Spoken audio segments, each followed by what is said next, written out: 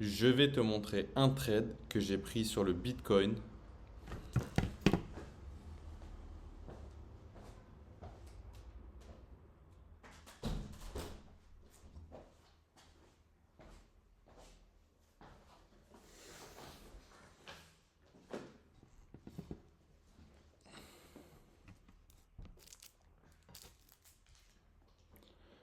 Je vais te montrer un trade que j'ai pris sur le Bitcoin.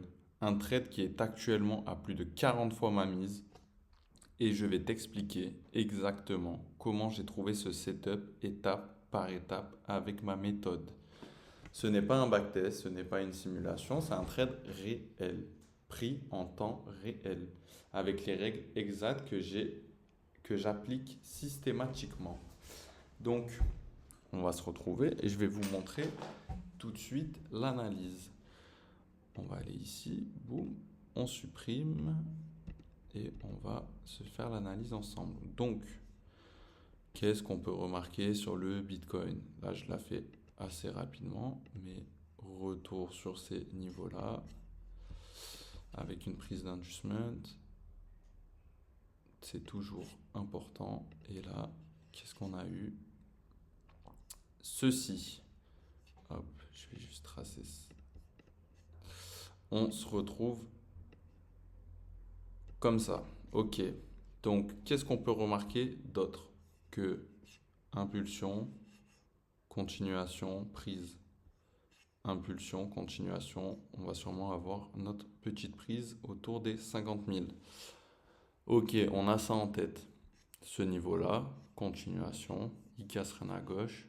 Logique, c'est des plus hauts historiques. Il se fait reprendre. Ensuite, selon la méthode, on fait une analyse top-down du HTF au LTF. Logique. On va se noter maintenant les choses importantes. On a placé nos Fibos, on place nos imbalances. Les choses qui... J'ai un peu bégayé. Les choses qui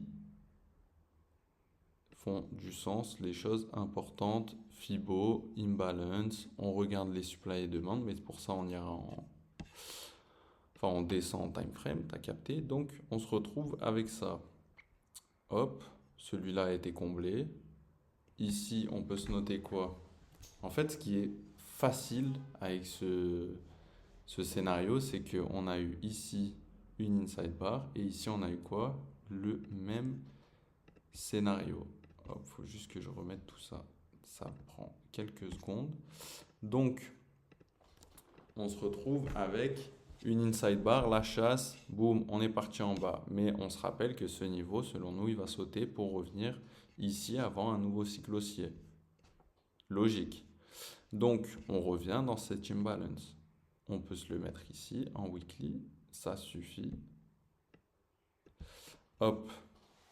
Donc, qu'est-ce qu'on a vu? Inside bar, retour imbalance, on chasse, on part. Qu'est-ce qu'on voit ici? Hop. Retour imbalance. Inside, la chasse de l'inside bar par le haut. Cette fois-ci, en deux phases. Je vais vous montrer pourquoi. Du coup, nous, on arrive ici. Qu'est-ce que moi, personnellement, j'ai attendu? J'ai attendu la chasse. Je n'ai pris aucun trade pendant toute cette longue phase parce que ça respecte ma méthode. Mais, en gros, du coup, cette longue phase de... Parce que le trade, on l'a pris là. Cette longue phase de 3 mois où on ne prend pas un seul trade dessus. Mais là, on arrive... On a la première chasse, on ne la traite pas. C'est la première chasse. De plus, qu'est-ce qu'on a ici? Un equal. Donc, on sait que là, certes, on part, mais le prix doit revenir faire son UTAD. Donc, nous, qu'est-ce qu'on a attendu?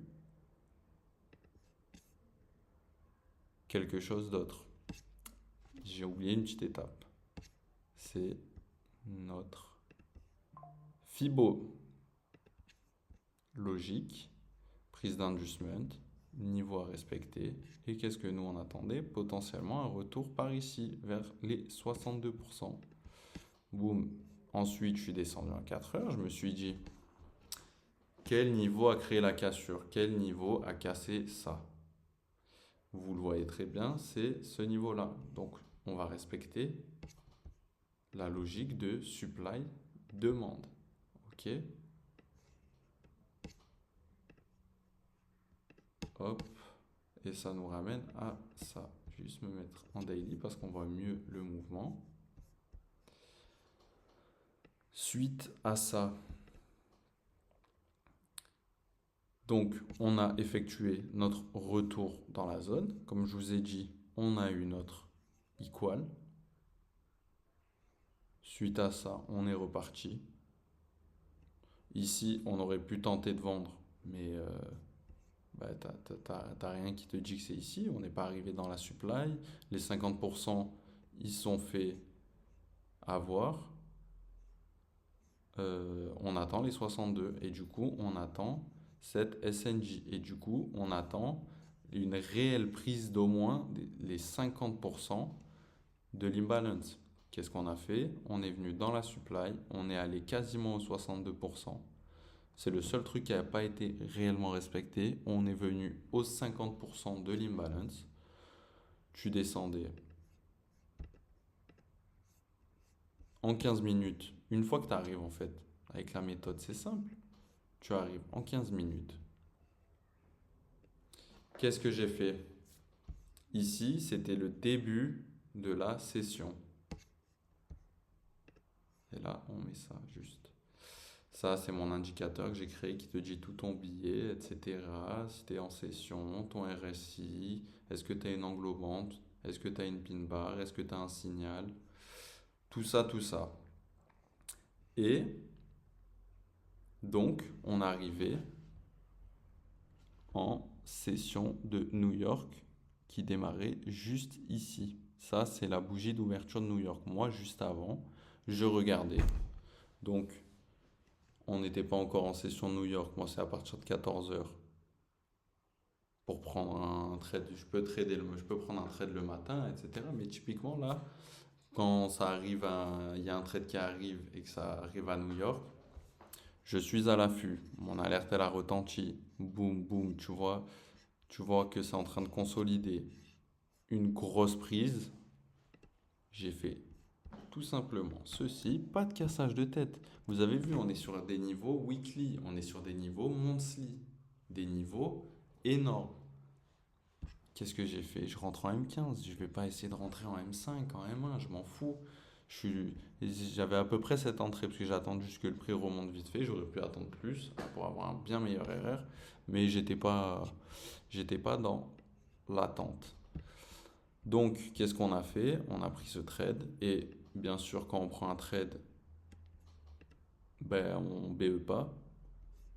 Tu le BE une fois que le prix est parti, a fait une réelle casse sur H4. Tu vois, ici il était BE, boum, tu viens pas. Ah non, c'était celui-là. Casse sur H4, boum, tu te fais pas BE. Ça a failli, mais on s'est pas fait BE. Tu traces, tu sais ce que tu as à aller chercher. Ça te paraît logique. Moi j'étais à 40 R ici, à 39 R, donc le BE était un petit peu mieux. À exactement 39,06 si mes souvenirs sont bons.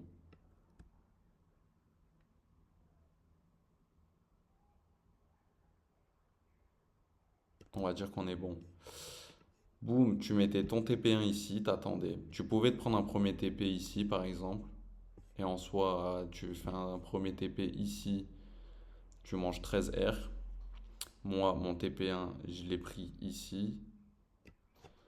Euh, Et du coup, il y a un petit TP2 en cours où on se dit qu'on doit aller chercher l'OTE et ceci, notre inducement toujours, à 60 R. Donc TP1 40 R, TP2 60 R. Tu as patienté 3 mois pour ta position, sachant que tu traites d'autres actifs à côté. Voilà, tu as de quoi patienter. Donc voilà, c'était un plutôt beau trade. Franchement, j'ai bien apprécié. Il est toujours en cours, mais je vous avoue, j'ai fermé la majeure partie de la position. Et s'il peut aller chercher les 47 500, c'est avec plaisir.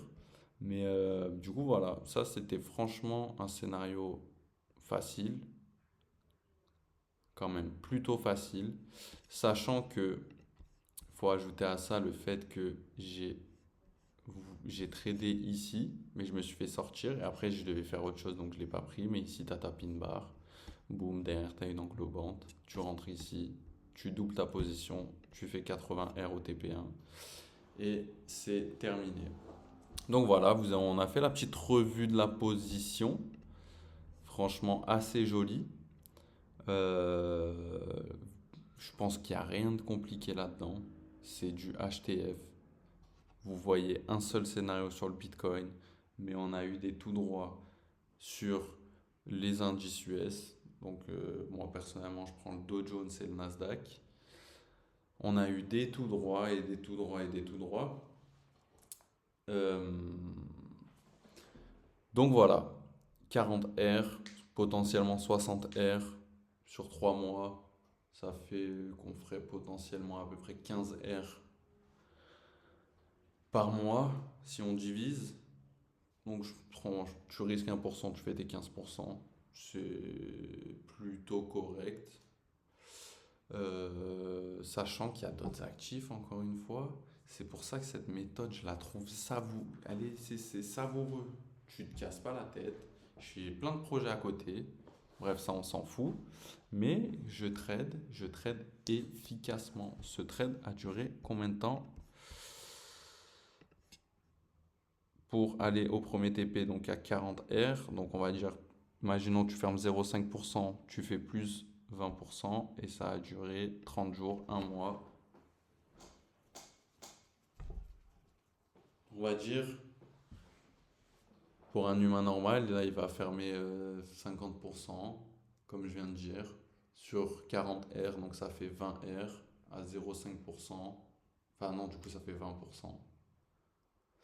Du coup ça fait 20%. C'est joli. Bah, moi, du coup, ça m'a fait un peu plus. J'ai fermé une plus grande partie. Je laisse vraiment courir des miettes. Mais bon, c'est toujours ça de prix en plus. C'est pour la beauté du geste.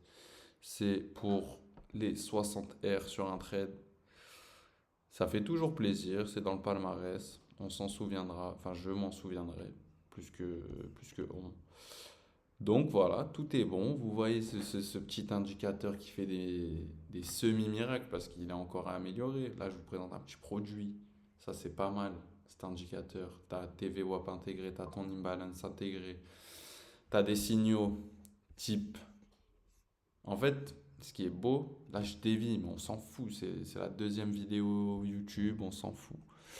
T'as vu, c'est qu'à chaque fois, quand tu es dans la tendance, enfin, t'étais pas vraiment dans la tendance, mais il te donne, genre, t'as vu, à chaque fois, là, genre, t'es un peu baissier, il te donne tes réactions. Bref, en fait, c'est dans les ranges, il est pas très efficace, mais je vous avoue que des fois, dans la tendance, genre, il t'en envoie des beaux, je vais pas vous montrer d'autres actifs, j'ai mes analyses de fait et tout. Bref, voilà, on se quitte sur ça, les amis.